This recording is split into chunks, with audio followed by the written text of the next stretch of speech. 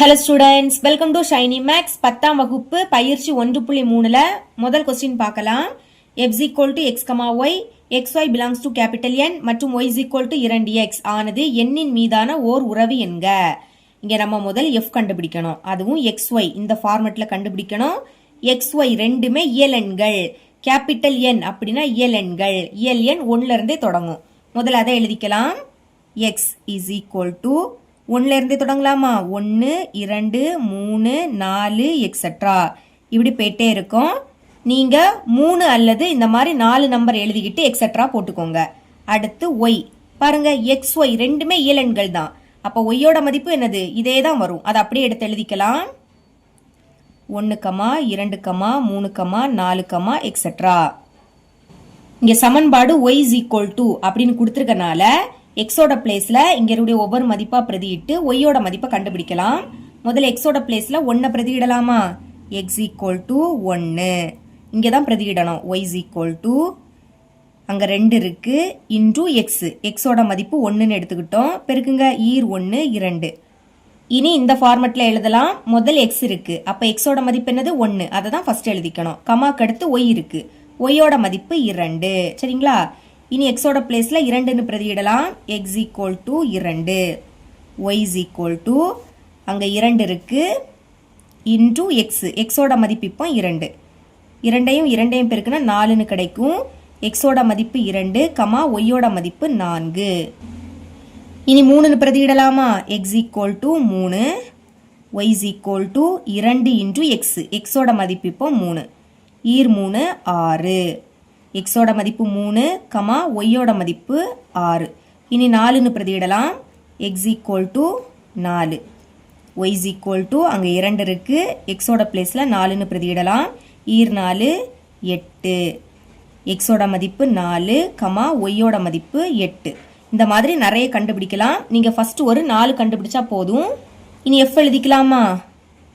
f is equal to இந்த சைடுல கண்டுபிடிச்சிருக்கோம் இல்லையா? அதை வரிசை எழுதிருங்க. முதல் 1, 2 அடுத்து 2, 4 இனி 3, 6 4, 8 இப்படி போயிட்டே இருக்கும். அதில் எக்ஸெட்ரா அப்படின்னு போட்டுக்கோங்க. பிராக்கெட்டை க்ளோஸ் பண்ணிடலாம். எஃப் கண்டுபிடிச்சாச்சு. இனி மதிப்பகம், துணை மதிப்பகம் மற்றும் வீச்சகத்தை காண்க. மதிப்பகம் கண்டுபிடிக்கணும், துணை மதிப்பகம் கண்டுபிடிக்கணும், வீச்சகத்தையும் கண்டுபிடிக்கணும். அதுக்கு அம்புகுறி படம் வரையலாம். எழுதிக்கிறேன் அம்புகுறி படம். முதல் எக்ஸ். இங்க எக்ஸ் எழுதிருக்கோம் பாத்தீங்களா? இது அப்படியே எடுத்து எழுதிக்கோங்க. 1 2 3 4 எக்ஸெட்ரா. அடுத்து ஒய். இங்க எழுதியிருக்க இதே தான் எழுதிக்கணும். ஆனா இங்க ஒய்யோட மதிப்புல கடைசி என்ன எழுதியிருக்கோம்? 8 இருக்கா? அதனால 8 வரை எழுதிக்கிட்டு அடுத்து எக்ஸெட்ரா அப்படின்னு போட்டுக்கலாம். 1 2 3 4 5 6 7 8 எக்ஸெட்ரா. இங்கே எஃப் தானே இருக்கு, அதனால சென்டர்ல எஃப்னு போட்டுக்கலாம். இப்போ குறிக்கலாம். ஃபர்ஸ்ட் இருக்கக்கூடியதை எக்ஸ்ல பார்க்கணும், ரெண்டாவது இருக்கக்கூடியதை ஒய்ல பார்க்கணும். அப்போ எக்ஸ்ல என்னது 1 இங்க இருக்கு, ஒய்ல 2 இங்க இருக்கு. அப்போ 1 2 இந்த மாதிரி கோடு போட்டுக்கிட்டு நடுவில் அம்புகுறி போட்டுருங்க. இனி எக்ஸ்ல 2 இங்க இருக்கு, ஒய்ல 4 இங்க இருக்கு. கோடு போட்டுருங்க, நடுவில் அம்புகுறி. இனி எக்ஸ்ல 3 ஒய்ல 6. எக்ஸ்ல 3 இங்க இருக்கு, ஒய்ல 6 இங்க இருக்கு. ஓகே, கோடு வரைஞ்சிட்டேன். அம்புகுறியும் போட்டுடலாம். அடுத்து எக்ஸ்ல 4 ஒய்ல 8. எக்ஸ்ல 4 ஒய்ல 8. இப்போ அம்புகுறி படம் வரைஞ்சிட்டோம். இனி முதல் மதிப்பகம் கண்டுபிடிக்கலாமா? மதிப்பகம் அப்படின்னா இங்க இருக்கக்கூடியது எக்ஸ்ல உள்ளது. சரிங்களா? அதை அப்படியே எடுத்து எழுதிக்கோங்க. 1 2 3 4 எக்ஸெட்ரா. பிராக்கெட்டை க்ளோஸ் பண்ணிடலாம். அடுத்து துணை மதிப்பகம்.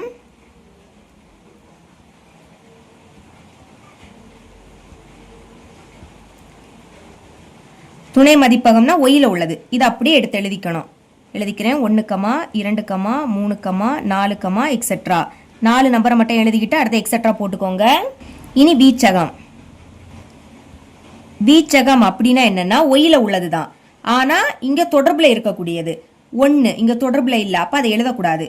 2 அங்க 1உடன் தொடர்புல இருக்கு, அப்ப 2 எழுதிக்கலாமா? எழுதிக்கலாம்.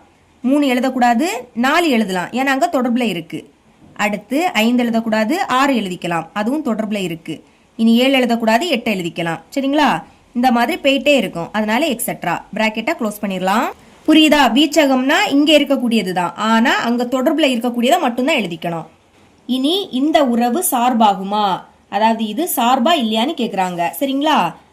பாருங்க, இத மதிப்பகம் அப்படின்னு சொல்லுவோம், இங்க இருக்கக்கூடியத துணை மதிப்பகம் அப்படின்னு சொல்லுவோம். மதிப்பகத்துல இருக்கக்கூடிய எல்லா உறுப்புக்குமே துணை மதிப்பகத்துல ஒரு நிழலுரு இருக்கணும். பாருங்க, இங்க ஒன்னோட நிழலுரு என்னது 2, அடுத்த நம்பர் 2, 2ஓட நிழலுரு 4, 3ஓட நிழலுரு 6, 4ஓட நிழலுரு 8. இனி இதுக்கு அடுத்து 5 வரும், 5க்கும் நிழலுரு இருக்கும். ஏன்னா இங்க எக்ஸெட்ரா இருக்கு பாத்தீங்களா, அதனால இங்க நிறைய எண் வரும். அப்போ இங்க எல்லா உறுப்புக்குமே அங்க கண்டிப்பா நிழலுரு இருக்கும். சரிங்களா? அதனால இது சார்பு தான், எழுதிக்கலாம். எழுதியிருக்கேன் பாருங்க, f இன் ஒவ்வொரு மதிப்பக உறுப்பிற்கும் ஒரே ஒரு நிழலுரு உள்ளது, எனவே f ஆனது ஒரு சார்பாகும். அதாவது இங்க எல்லா உறுப்புக்குமே அங்க ஒரே ஒரு நிழலுரு தான் இருக்கு, அதனால இது சார்பாகும். சரிங்களா? இவ்வளவுதான் இந்த சம்.